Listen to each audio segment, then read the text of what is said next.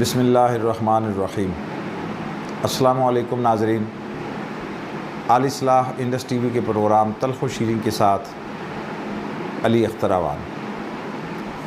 پچھلی نشست میں ہم نے قرآن مجید کے اندر جو ایک بڑا گہرا عجیب و غریب اور انتہائی پیچیدہ ایک حسابی نظام، میتھمیٹیکل سسٹم ان بلٹ ہے، جو اس کے کلام غیر انسانی یا کلام غیر مخلوق ہونے کی ایک بڑی دلیل ہے، اس کا بیان شروع کیا تھا۔ اور اس میں ہم نے ایک چیز کا آغاز کیا تھا کہ قرآن مجید میں جو 19 کا عدد ہے، اس پر مبنی ایک پورا نظام ہے۔ اور ہم نے یہ بھی جان لیا تھا کہ بسم اللہ الرحمن الرحیم کے حروف 19 ہیں، پھر اس پورے کلمے کے اندر جو اجزاء ہیں ان کا بھی 19 کے ساتھ گہرا تعلق ہے۔ میں اس کو ریپیٹ کر رہا ہوں ایک دفعہ تاکہ پچھلے مضمون کے ساتھ ربط قائم ہو جائے۔ مثلا بسم اللہ یہ قرآن مجید میں 114 مرتبہ آیا، لفظ اسم الگ سے 19 مرتبہ آیا، الرحمن 57 مرتبہ آیا، الرحیم 114 مرتبہ آیا، اور یہ سارے وہ اعداد ہیں جو 19 پر پورے تقسیم ہوتے ہیں۔ اب ہم اس سے آگے بڑھتے ہیں کہ قرآن مجید کی تمام صورتوں کی ابتدا میں یہ کلمہ یعنی بسم اللہ الرحمن الرحیم آتا ہے، سوائے سورہ توبہ کے۔ یعنی اس طرح ابتدا میں پورا کلمہ بسم اللہ الرحمن الرحیم قرآن مجید میں 113 صورتوں سے پہلے ہے، مگر پھر آگے جو سورہ نمل ہے اس کے اندر ایک آیت میں یہ پورا کلمہ آیا ہے۔ اس طرح اس کی تعداد 114 پوری ہو گئی اور یہ 19 پر پورا تقسیم ہوتا ہے۔ اب اسی طرح یہ جو 114 کا عدد ہے، اس کے الگ الگ ہر ہندسے کو اگر آپ جمع کریں، یعنی 4 جمع 1 جمع 6 جمع 1، 4 جمع 1 جمع 1، تو یہ بنتا ہے 6۔ یعنی ادھر 19 ضرب 6 114 بنتا ہے، اور 114 کا اپنا پھر سنگل عدد وہ بھی 6 بنتا ہے۔ تو 114 صورتوں میں اللہ رب العزت نے کائنات کے جملہ علوم و فنون کو اکٹھا کر کے قرآن میں جمع کر دیا۔ اور 6 کے ہندسے کی اہمیت یہ ہے کہ اللہ تعالیٰ فرماتا ہے کہ ہم نے اس کائنات کی تخلیق اور تکمیل 6 دنوں میں کی ہے۔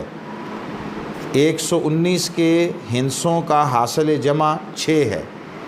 اس 114 صورتوں پر مشتمل قرآن میں پوری کائنات کے علوم کو جمع کیا اور فرمایا کہ ہم نے پوری کائنات کو 6 ایام میں بنایا، یعنی اس کے اندر بھی ایک ربط رکھا ہے۔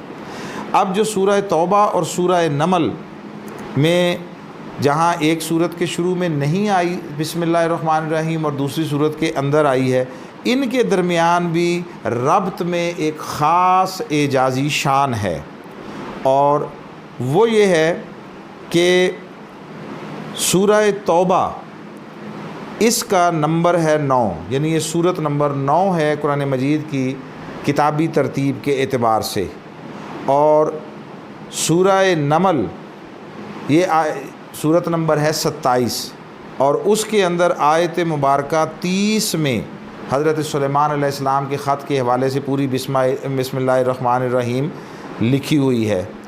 اب صورت نمبر 27 اس کی آیت نمبر 30، اگر ان دونوں کو جمع کریں تو یہ 57 آتا ہے، یہ پھر 19 پر پورا تقسیم ہوتا ہے۔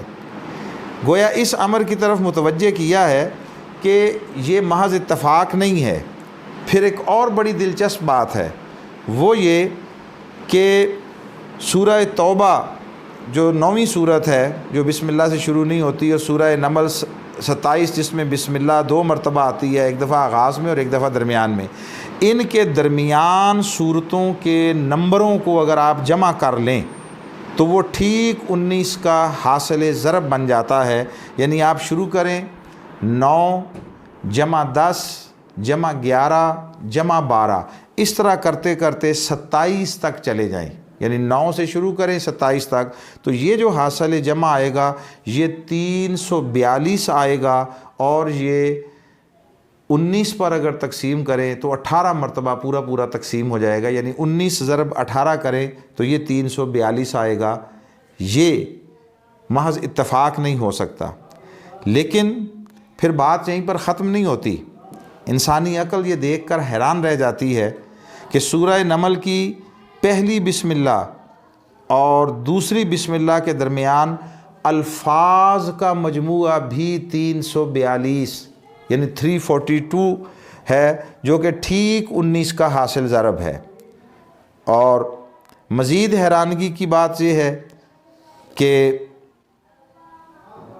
سورہ نمل کا ترتیبی نمبر 27 اور بسم اللہ والی آیت کا نمبر 30 ہے. یہ دونوں جمع کریں تو 57، یہ بھی ٹھیک 19 پر پورا تقسیم ہو جاتا ہے.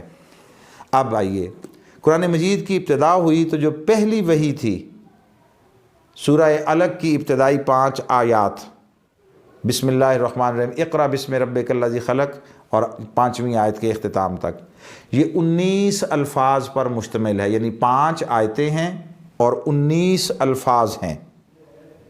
پھر جو آخری وحی مکمل سورت کی شکل میں آئی ہے وہ سورہ نصر ہے، اور یہ بھی ٹھیک 19 الفاظ پر مشتمل ہے. یعنی یہ محض اتفاقات نہیں ہو سکتے کہ بس ایسے ہو گیا ایسے ہو گیا، نہیں، اس کے پیچھے الوہی حکمت بالغہ وہ کام کر رہی ہے. آج کی گفتگو ہم صرف ایک اور چیز کے بیان پر ختم کر رہے ہیں، اور وہ یہ ہے کہ بسم اللہ الرحمن الرحیم میں جو لفظ اللہ ہے جس کا تذکرہ ہم نے کیا تھا، یہ قرآن مجید میں 2699 مرتبہ آیا. اس کو اگر 19 پر تقسیم کریں تو یہ پورا تقسیم نہیں ہوتا، ایک باقی بچتا ہے. یعنی اگر 2698 مرتبہ ہوتا تو پھر 19 پر پورا تقسیم ہو جاتا. یہ 2699 مرتبہ ہے تو 142 کو اگر 19 سے ضرب دیں تو وہ 2698 بنتا ہے، اور ایک باقی بچتا ہے. بعض لوگوں کو اس شے نے متردد کر دیا، پریشان کر دیا، مگر اس کے ذریعے بھی اشارہ ہے اس طرف کہ لوگوں کائنات میں جو کچھ ہے وہ سارے کا سارا اس نظام کے اندر ہے، مگر وہ رب جس نے یہ سارا نظام بنایا ہے وہ اس نظام کے خود ماتحت یا اس کے اندر نہیں ہے. وہ اکیلا تنہا ایک باہر ہے، باقی سب کچھ اس نظام کے اندر ہے. یہ سارے کے سارے اعداد و شمار اور میتھمیٹیکل سسٹم بتا رہا ہے کہ یہ کلام اس کا ہے جو کائنات کی ہر شے کا خالق بھی ہے، اور ہر ظاہر اور باطن، ہر غیب اور پوشیدہ اس کو جاننے والا ہے. جو علوم کبھی انسانی وہم و گمان میں بھی نہ تھے وہ ان کو بھی جانتا ہے، اور جو قیامت تک معرض وجود میں آئیں گے وہ ان سب کو بھی جانتا ہے. اس کا ایک چھوٹا سا اظہار یہ میتھمیٹیکل سسٹم اور حسابی نظام ہے جو پورے قرآن میں از اول تا آخر اللہ نے ان بلٹ صورت کے ساتھ بھیجا ہے. اللہ رب العزت ہمیں قرآن مجید کے سمجھنے کی توفیق عطا فرمائے اور اس کے معارف پر غور کرنے کی توفیق عطا فرمائے. بہت شکریہ. السلام علیکم ورحمۃ اللہ وبرکاتہ.